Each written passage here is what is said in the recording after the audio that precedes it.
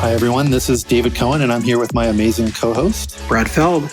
Hey, Brad. And this is the Give First podcast. And in the startup world, Give First means simply trying to help anyone, especially entrepreneurs, without any expectation of getting anything back. So we'll be talking to mentors and founders about what Give First looks like in action and how it makes great entrepreneurship possible. We polled everyone, and they said consistently that their favorite part of the show was the legal mumbo jumbo. So here it is. The following discussion is an expression of personal opinion and does not represent the opinion of Techstars or any company we discuss. Our conversations for informational purposes only, including any mention of securities or funds. This is not legal, business, investment, or tax advice and is not intended for use by any investor. Certain of Techstars funds own or may own in the future securities in some of the companies discussed in this podcast. Got it?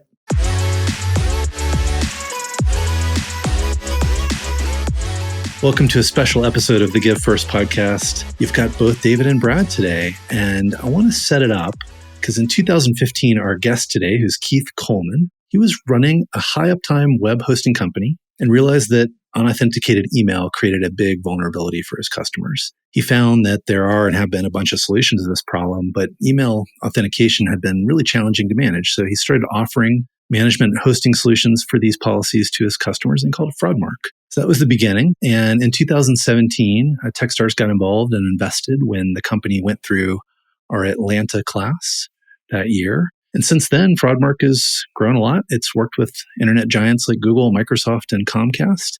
And the business has really started to take off. So Fraudmarc's website says, we strongly believe in the Techstars Give First philosophy. That's why we feel it's important to share our expertise about email authentication and why many of our tools, free reports, hands-on assistance, and other information are free. But today, our guest Keith recently gave me some direct feedback. He said that many founders in Techstars were feeling that the Give First philosophy was more for people who had already made it, and that startup founders generally feel they can't easily give first because their resources and time are very limited. Basically, Keith wasn't sure that Give First was the right philosophy for new founders who are super focused on the very survival of their company. So today we thought David and I would discuss the feedback with Keith, get his thoughts, and sort of stretch out the actual idea of Give First, as many people have formed their own views. And there's no authoritative view yet about what Give First is. So we view this as good input to continue to evolve. So with that, Keith, welcome to the show. Let's start with you sort of doing a better job of laying out the feedback you gave me versus my sort of mediocre paraphrase of you. You're right on, man. The part that's missing is how nervous I was before I emailed you and David. I think my subject was Give First, Finish Last. That bit that's on our website was written around the time we went into Techstars. We thought it was going to be we're just going to do this steady climb into the unicorn territory and just make the world better and fix the internet and all of these lofty things. And that didn't happen at all. We went straight on down through the trough of sorrow, starting with Techstars, continuing through Techstars. It was a bumpy ride there. And we've emerged on the other side, I think. I don't know. I guess you never know. But things are looking up right now. And I've been reaching out and talking to a lot of other Techstars founders, people who went through in my cohort back in 2017. And I've asked a lot of people, did they do this Give First thing? And I'm usually met with the response of just a chuckle and like, no. I've even poked around a little bit in you all's backyard with some early Techstars employees. And a lot of people, they don't quite understand it. They think it's more something that is reserved after you have, to quote a mutual hero of all of ours, Jack Bogle, once you reach the enough category. I think it's important that we start Give First earlier, long before you're in that enough category. Because if you start out being a taker, for example, you're not going to become super wealthy and suddenly change into a giver. So fundamentally, my current view of this is we need to empower entrepreneurs with the grit for giving and the grit to continue giving during that trough of sorrow. Get it built in from the ground level so that when these companies become successful, the ones that do, they already know how to give. Quick response, Keith. I love your framing. Particularly love the conclusion. The history of the phrase is one that probably has some continuity issues. And that's one of the challenges. And it's a challenge with anything like this. I personally describe this as my own business philosophy, and a business philosophy that I've had for a very long time. The way I internalize it likely is different than the way Techstars specifically uses it, both in terms of the culture of Techstars and the message of Techstars. It's not that they're different things, but they're sort of different richness. If you go back to where the phrase first came from, I wrote a section in Startup Communities. So it's 2012.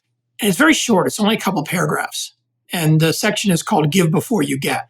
And I use that as a way of describing an approach to startup communities where you put energy into the system without defining what you're going to get out of it transactionally. And my assertion is that you will get something from it. It's not altruism. You're not just giving. You expect to get something. You just don't know what it's going to be, when you're going to get it, what form it's going to be in, who it's going to come from, and what the magnitude is. So it's unlike the sort of natural transactional motion. Hey, Keith, I'll help you with this if you give me this, if you pay me X dollars, or if you do the following thing for me. And in some ways, it's a little bit of this notion of there's some balance to it where you build a feedback loop where if people in the startup community have that approach, they start to invest time, energy, resource, whatever they have into that startup community. And then they start to get the benefits of that investment pretty quickly. A flywheel starts to build. That was the origin of it. And I didn't really think that much more about it until someone at Techstars, and we were talking about it at Techstars, and it was a thing that would pop up and around, but somebody at Techstars hashtagged it. And David, you may know, might have been you. I don't have any idea. Some people said it's Greg Cochran, someone early. I don't know. Someone did it. Somebody hashtagged it and put it on a tweet, and it started sort of being used as a mantra. And the mantra and the philosophy of sort of linking this notion of startup communities, this idea of democratizing entrepreneurship around the world, right? That the entrepreneur was at the center of this thing. And we were saying, look, you can build great startups anywhere. That's what Techstars' mission is, to help entrepreneurs succeed and to build startups anywhere. And part of building startups anywhere is to build these startup communities. And part of the flavor of that that's essential is this give before you get idea, or this give first. There's one other thing that happened at about the same time, which is Adam Grant came out with a book called Give and Take. And Adam's book came out about a couple months before Startup Communities did. And we became friends after that. I knew of him. I don't know if he knew of me, but we got connected. And his book is spectacular and in many ways was very aligned with this notion of give before you get, or this notion of give first, but it was very organized around individuals. It was very focused on the person, not the company or the community. And sort of what we were doing with Techstars was broadening it to be around the company or the community. So I say that just as a starting point, because even the initial, if you go back to, again, 2013, 14, 15, the initial, when you first encountered it, it was pretty ill-formed in terms of what it actually meant.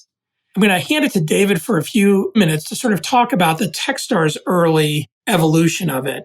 I have some very specific examples of how it instantiates in a way where very early stage entrepreneurs can use it effectively. I also have some examples where it's very commonly misinterpreted. And in some ways, what you said to me in the conversation we had was really helpful in reinforcing to me the way people were interpreting it different than what the intention was.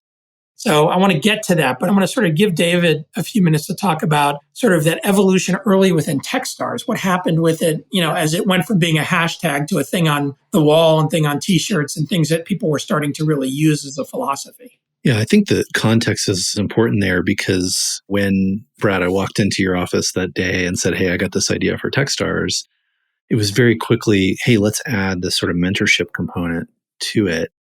And I think you have to remember in the early days, there were 100 or so mentors in Boulder and planning to help 10 companies. And so to your point, Keith, we were trying to sort of appeal to this notion of, hey, give first and let's help these entrepreneurs succeed and that'll build the community.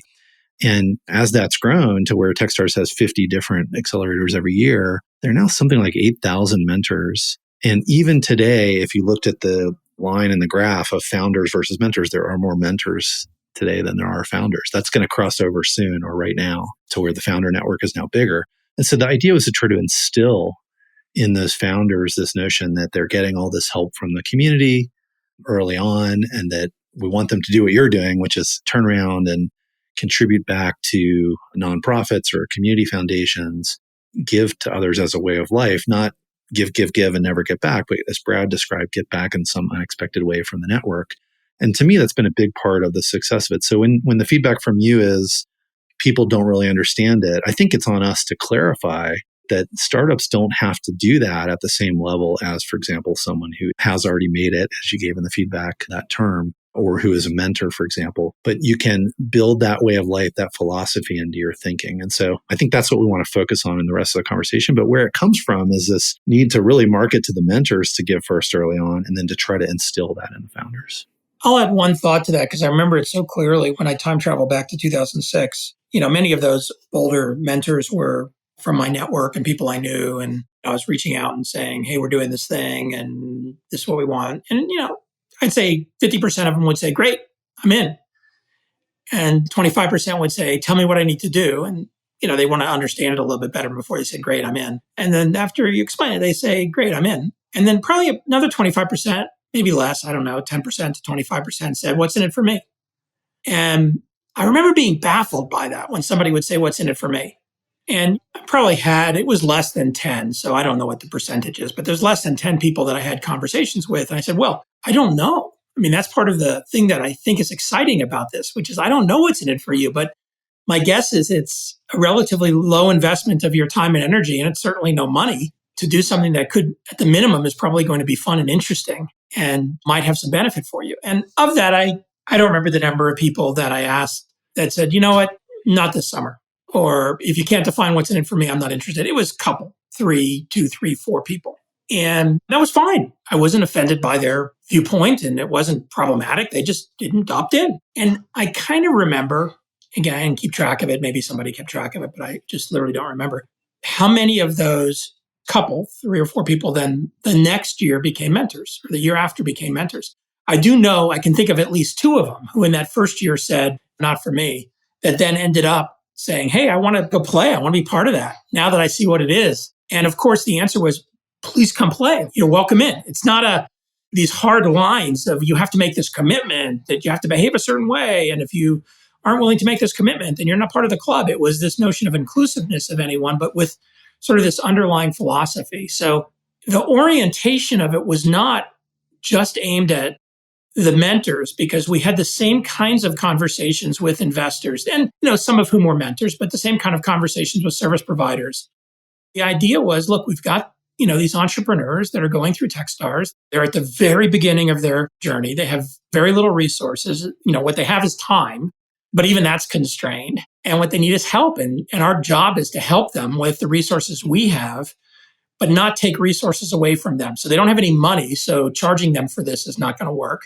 They have finite amount of time. So what we're doing is we should do things that help get them more time, whether that's helping them figure things out or provide resources to them or provide connections to them or solve problems for them. And they're trying to build networks. So we have big networks from lots of us. Let's try to provide the network. So that's, again, the origin. So I'll pause there. Keith, when you hear that and sort of process that as the origin of it versus what you experienced sort of in 2017 timeframe, what's your reaction? Is it like, yeah, that's all nice, Brad, but that's exactly how it was positioned and yet? Or was there evolution in that 5 or 6 or 7 or 8 year period that caused some of it to go off the rails? Brad, thanks for sharing that with me. I should clarify, as the beneficiary of the giving first that you all have built into the network, it's been phenomenal. The place where I've run into challenge is in trying to embrace and live with even more of this give first mindset myself. Some of the most rewarding and satisfying things in my life have centered around giving. So the reason we have a company, the reason we're growing, the reason we are creating value, it's the value creation process. It's giving that out to people. That's where we get our satisfaction. You guys have mentioned Adam Grant's book, which you turned me on to, and it is phenomenal for sure. Talking about some of the tactical approaches to how to deal with others. Let me not get too far into that. From the mentor network, Give First has been awesome. From the companies that give sponsorship, it's been awesome. I think you all have single-handedly created that whole ecosystem of these service providers that give huge amounts of resources and their own services to early stage startups. And I love hearing in other episodes of this podcast where you share about the synergy, the win-win that's created from that it's not a zero-sum game. From that standpoint, I think Give First is awesome. The main part I would like to improve, and I think we can do this, is give early stage entrepreneurs easier ways that they can find their balance so they don't burn out early. So they don't stop giving when they hit hard times. I mean, you guys have this awesome platform, right? There's thousands of companies who've now gone through Techstars. Another part, Brad, that I heard in your explanation is this thing took off and became bigger than you had imagined, right? It started off as just a small phrase, then it became a hashtag, and now it's this huge thing. We wouldn't expect every single aspect of it to be perfect for every single perspective right off the bat. I'm just happy to be a part, have some small part in the way this evolves to something that early stage founders can live more in their day-to-day life as opposed to only receiving it. So when you think about the balance for founders, right, when it gets hard, when their business is struggling, they're literally just trying to keep the thing alive, right? In the trough of sorrow or whatever you want to call it. I think that maybe one of the misinterpretations, it's unintended, and it's on us again, I think, to give better examples and messages to the network, is that, it has to be this enormous, painful give. But instead, I think the idea is just recognize in the context of the accelerator or however mentors or investors or service providers are helping you, that that's what they're doing. And what they would love to see is to have you and your business give that back over time in ways that are appropriate for the business. No one wants to cause pain or stress for the business. So I think that balance is the key message that maybe is missing. And that's what we talked about initially when you gave feedback. I wonder if there are any examples or suggestions on how we might do that better based on your experiences, Keith.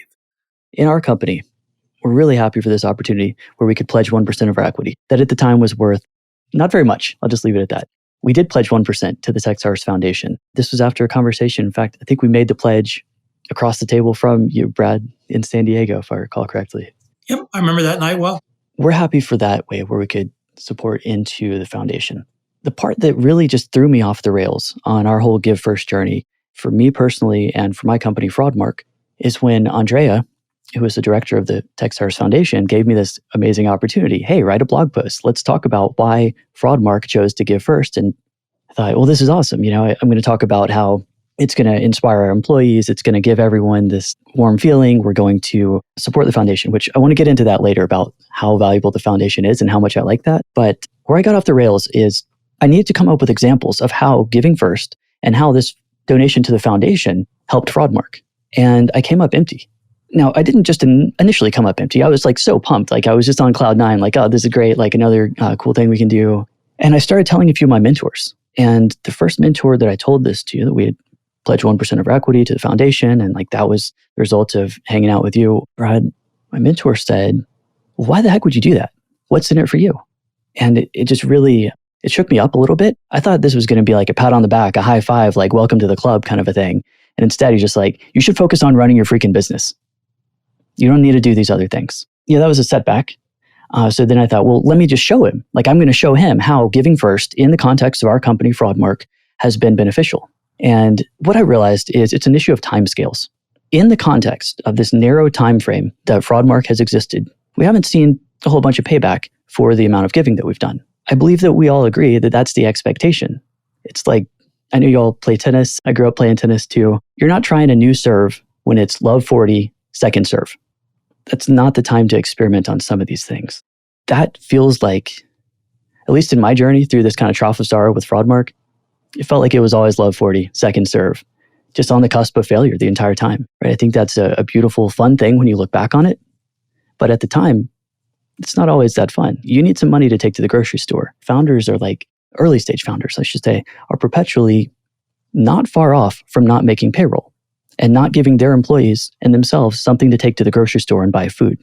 This is where my thinking is currently. It's as Adam Grant said, better than I can. You give proportionally. You make sure you're not just doing the give thing. I think you said two things that are really powerful. I want to reflect them back. I think I can stretch them out some. The first was the conversation with the mentor. And the second was this notion of timescales. And they're related. So you did pledge 1%. You got something from it. It created an emotional response in you that was a strong positive emotional response. And I don't know what the conversation with your team was, but even the dinner that we had, I would say it created a set of, they were not terribly tangible, but probably intangible dynamics. The intangible dynamics would include the time we spent together.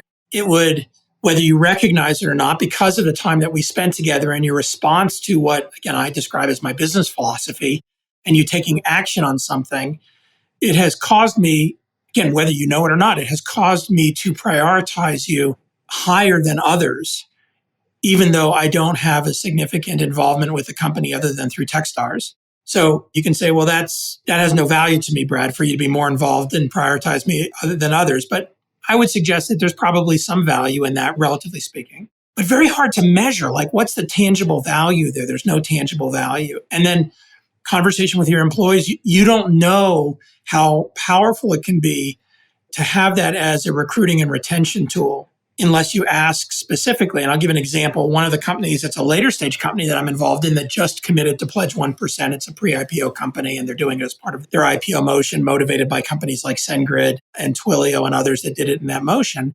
The CFO of that company sent me a note, and her note was so powerful. She said, it is so unusual and so positively unexpected that the investors in the company would be encouraging this at this stage. And it's so aligned with the CEO's value system in terms of his own personal value system. It's aligned with the cultural norms of the company that has been very successful. But it was so unexpected from her frame of reference as a CFO that an investor would support something like this. And it wasn't just me. It was, this company has another major investor in it who is not part of the Pledge 1% universe. And when explained to him, he's like, yep, that totally locks in with the value. I'm completely supportive of doing that. Let's go. So there's a lot of intangible dynamics just from the action. And then I'll link it to the comment the mentor said. The mentor says, well, you don't have time for that. You should just be focusing on your business. I would suggest that you are focusing on your business because your business is a whole series of things, including establishing and maintaining those cultural norms that you care about as a founder, because that's one of the things you get to do as a founder. You get to define, nurture, and maintain the cultural norms. And they're especially powerful when you're 5 days away from running out of money and you got to go to your company and say, hey, gang, like we're all in this together. This is what's going on. If those cultural norms are ones that everybody subscribes to, again, there's value there in what they're buying into versus just this mercenary frame of reference. And then that links to the other thing you said, which I think is so important, is time scale. You go back to Give First. When I first wrote about it, the idea was you put energy into the system without defining transactionally what you're going to get back. You do expect to get something back. You just don't know when, from whom, over what time frame, in what consideration, and in what magnitude. And so time frame is really important here, where your mentor in that moment is saying, look, you got to pay attention to tomorrow. If you don't pay attention to tomorrow, you're fucked. Like, that's all that matters is tomorrow. That's valid feedback, but it's one-dimensional feedback, because another mentor might say to you, yeah, you got to pay attention to tomorrow, but you also got to lay the groundwork for next week, next month, next year, where you're going. And yeah, you got to put 98% of your energy on tomorrow, but you got to put a little energy into that longer arc, or else the people that you're trying to recruit are not going to come along for the ride, or they're not going to stick when it gets really bumpy. And so this sort of challenge as a founder is that you do have this interesting time frame that you've got to deal with, the immediate short term, but also this sort of longer arc of this thing you're trying to create. Back to where David said at the beginning, and I think you said it again with Adam Grant, this notion of proportionality is powerful, right? If you're now multi-time successful entrepreneur, you've made your fortune, now your job, as some very, very, very successful people have said, is now to give it away, right? Or to be in a mode where they're giving back. Philosophically, my view is you can weave that into the arc all along the way. But there's no sense that somebody that's at the beginning, there's no logic that somebody who's at the beginning of their journey should be spending 90% of their time on that and only 10% of their time on their business. So that proportionality becomes an important piece of it as well. Brad, when you said, when it gets really bumpy, what happens, and I try to make a concrete example out of it because I've seen it a zillion times, is that when you are in this mode and you're giving first into a network, you don't know how it's going to come back. It could literally all be in a moment, right? If a company, Fraudmarc or any other, were to, for example, struggle at some point, really need capital, really need to find an exit, it's more likely that the people that you've, sort of supported the business philosophy in the network are going to go out of their way. When Brad says, you're on my mind, I'm thinking about you, let's have a call, you call me anytime. That's powerful in a particular future moment that may or may not happen. So I think that this philosophy is the key. And Brad, perhaps as someone who has sort of done more in his career, made it, maybe feels like he's giving these really big things, right? He's making grants to philanthropic endeavors through the foundation on his own and in lots of other ways. Just one example. No one would expect a startup, someone earlier in their career, to be able to do that. But when I think we see people who are sort of living that philosophy and other people in the network see that, there's more desire to help in that future moment when it does get bumpy, because you want to promote that person and that business philosophy, because we understand the power of it long term. So you may not feel that payback for a long time. You may not ever feel the payback of giving 1% to the Techstars Foundation, for example, or for any other particular instance of giving first. But in aggregate, right, and there's no way to do math around the aggregate like the mentor was trying to do. That's a really key point. Somewhere along the line, it's going to come back to you and help you in a critical and really important moment when it is bumpy, is my guess. Here's one other comment, which was a conversation I had several years ago with somebody who was they were approaching the idea of Give First aggressively and cynically. It was not a hostile conversation, but it was a very aggressive conversation. It was somebody that reasonably well known, I would say pretty successful, with a reputation of being very me first in terms of him. When you talk about an organization, this was a person who would say I instead of we. And he was being aggressive. And the challenge to me, he said, all right, what have been the benefits to you of this philosophy? And blah, blah, blah, blah, whatever I said. He said, okay, but what were the tangible benefits? I gave him a couple of things that I thought were examples. He said, those are all qualitative. What were the quantitative benefits? And I thought about that for a second. And I said to him, I don't care. And he said, what do you mean? And I said, I don't measure them quantitatively. I have no capacity to tell you what quantitative benefits are.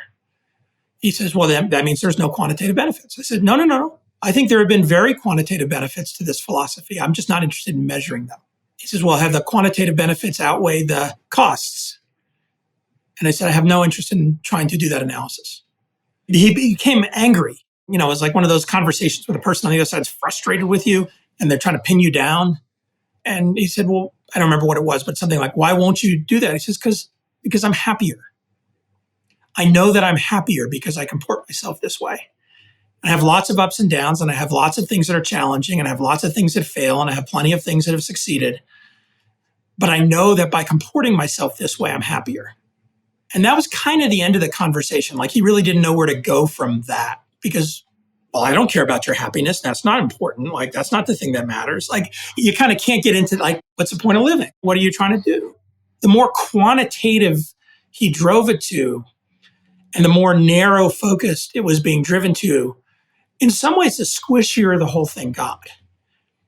And his hyper-rational mind was, which again is totally fine because it's not, and I want to impose this philosophy on you. You can reject it. It's totally fine if you reject it because it's ridiculous. And I kind of said that to him at some point. I'm like, I'm not trying to convince you to do this.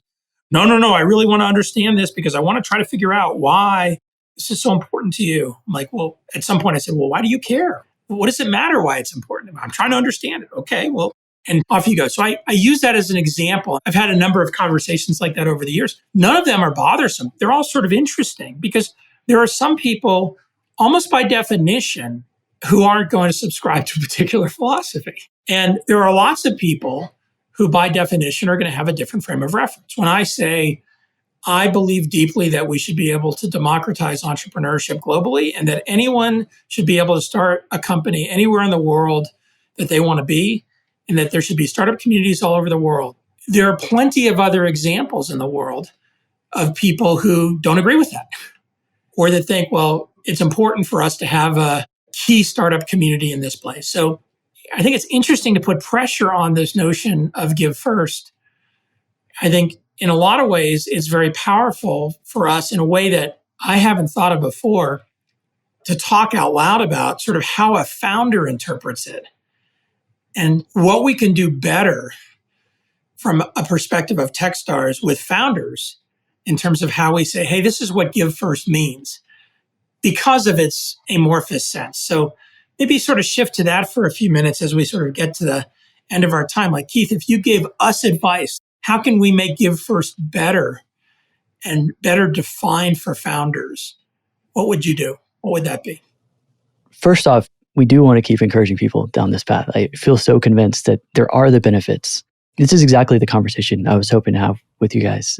Just taking a deeper look at it. The way that I presently view this is a little bit like I think of any other type of investing. Give first at the scale that you and David and many of the other people who've been on this podcast, at the scale you all are able to give, it's just mind-blowing. It's like long-term investments paying off. I think about Vanguard and their investment philosophy. It's like we need to make sure people have their emergency funds built up. Then they start packing away just a little bit in their longer-term investments. If someone is like not going to make their grocery order in the upcoming weeks, or they're not going to make payroll, they don't need to be loading in heavy on index funds and holding them for the long term. We need these smaller, more actionable bits. I don't have all the answers for you, unfortunately. And of course not. But when I look at Vanguard and I look at their messaging, I think the three of us, I believe, are pretty much on the same page about these long-term investments and how you don't have to care about short-term fluctuations in the value. I can keep throwing my money towards Vanguard at this point, even when the market is completely slipping. Like that doesn't bother me at all because it's on a different time horizon, and the satisfaction of just knowing that by the time we have a new baby, by the time that she's old enough to be on her own, like we should be able to help her with education. This is from this long-term investment philosophy. But something that I think we could do a little bit to help these early stage founders would be talk to them about the downside. You mentioned, Brad, I saw a post on your blog in October where you said you've been thinking a lot about both the positives and negatives of it lately. I think that this kind of conversation is exactly what early founders need to hear, that it's not going to be just all high fives after you do some giving. It's not just about the philanthropy, but also about giving towards your employees. If you give someone a second chance or a third chance because you think or you know that they're going through some hard things personally, is that really what the company can handle, or do you need someone that delivers? Well, at present, I don't know. I've remained long on people that are in my ecosystem. I believe it'll be the right choice. I have several mentors and advisors to me that are convinced it was the wrong choice and is the wrong choice. These kinds of things would be helpful, I think, to early stage companies. And let me give you a specific example. Vanguard isn't just sitting back there and being like, look at how awesome it performs in the long term when you just buy and hold an S&P 500 index fund. No, their messaging is, I'm just looking at their Twitter, why talk about a market downturn now? And then they go into this whole thing, building up the resilience for people to hold their investments and to stick with their strategy during the bumpy times because they know it's a long-term kind of a payoff. Yeah, maybe just some more of that kind of talk probably would have helped me when I was going through the more trough of sorrow. Because absolutely, Brad, knowing you, getting to know you and David better, Ryan, your partner at Foundry Group, you all have been very helpful to us. It's absolutely improved the trajectory of our business, that relationship that we've been able to form. So now in 2021, even 2020 and 19, I could point to several tangible benefits of how this giving philosophy really did move the needle for our company. But in that early day, when Andrea gave me the opportunity to write a blog post, I was coming up empty. I could point to things in my whole life where giving had paid off. But in that narrow time window of Fraudmarc, our returns hadn't come home yet. I love it. I feel a blog post coming on about the actionable small things you can do as a founder and the time scale in which you might expect those things to pay off, and that the calculus around when it will pay off or how much it'll pay off is very difficult to do. I think as Brad talked about earlier, it tends to come back. It partially impacts something that ends up having, maybe a more tangible outcome or economic result. It may be the thing that creates that introduction or that enables that scenario, but you may not even know it, right? And so I think the challenge is when you're looking at it from the perspective of, I'm in the first year of my startup, I'm giving, I don't have anything back yet. Am I giving enough? Am I not giving enough? It's not paying off for me yet. How do I think about that? So maybe we should do more writing around what founders can do to give first that are appropriate for their time scale and resources. That's my big takeaway. I think it's great feedback. David, to that end, I think helping people understand how to identify and quickly switch their philosophy when they're dealing with a taker or a matcher, to use Adam Grant's examples, I think that would help. Keith, super, super helpful. Really, both emotionally and intellectually helpful to me. I mean, it's good continuation of the conversation we've been having. It's fun to do it out loud and in public for anybody that wants to hear. And you exemplify a lot of the well, you have philosophy, like you could have no motivation to challenge this. Or one could say it's a negative motivation or uncomfortable motivation to challenge this. It has been. The inverse is that's the essence of the positive. Like, I'm super glad. I mean, I want more people to challenge it because that helps us get clearer about it and helps us be more effective.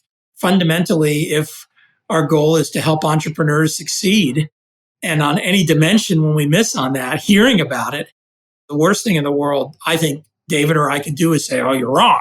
Right?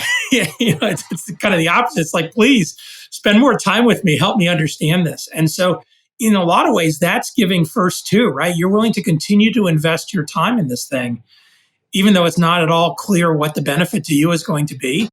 And I just want to say, I deeply appreciate not just the time, but the willingness to do it in public, which I hope will motivate other people who may say, well, I've always thought that give first thing was a little cheesy, or wow, I tried to give first and it didn't work at all for me, and here's why. Or even that mentor that you had that said, you don't have time for this. I don't know who that is. Like, I encourage that person to reach out and not explain why they say that, but engage in the conversation about why they think that and possibly be open to an idea that there might be some benefits to it, or continue to challenge, like, nope, I have a strong belief that entrepreneurs should spend 100% of their time in their business. And actually, your comment about cultural norms, Brad, is not compelling to me because of the following reasons. Like, that's helpful. Even if we don't end up agreeing, just sort of thinking through it's powerful. Brad, I may have come off a little too negative at the beginning. It's not that you're wrong and missing any pieces with Give First. I see this all much more positively. The message has resonated, it sounds like, far more than you all anticipated. What I see in this is an even bigger opportunity to translate this into something that early stage founders can take into their day-to-day operations of their business. It's not that I'm down on it. It's that I think we do have a much bigger opportunity. And it did take a little bit of time for our company to continue growing, to kind of see it does work. It's not on as long-term of a time frame as what I was afraid. We're only a couple years further down the road, and now I can point to plenty of things where it's helped our company tangibly to live out our interpretation of this Give First philosophy. Keith, thanks for joining us. This has been an awesome conversation. Great special edition of the podcast. Hopefully other founders, you'll share this with them if they've given you some skepticism. Hopefully it's helpful. Hopefully even the mentor that didn't want you spending time on this will hear this and say, wow, this is cool. You're getting some recognition. So hopefully people will also check out Fraudmarc, your business. If you want to work with a company that gives first, I can tell you that's Keith and Fraudmarc, and they're amazing. So hopefully people will check out the business, and we'll see you on the next episode of the Give First podcast.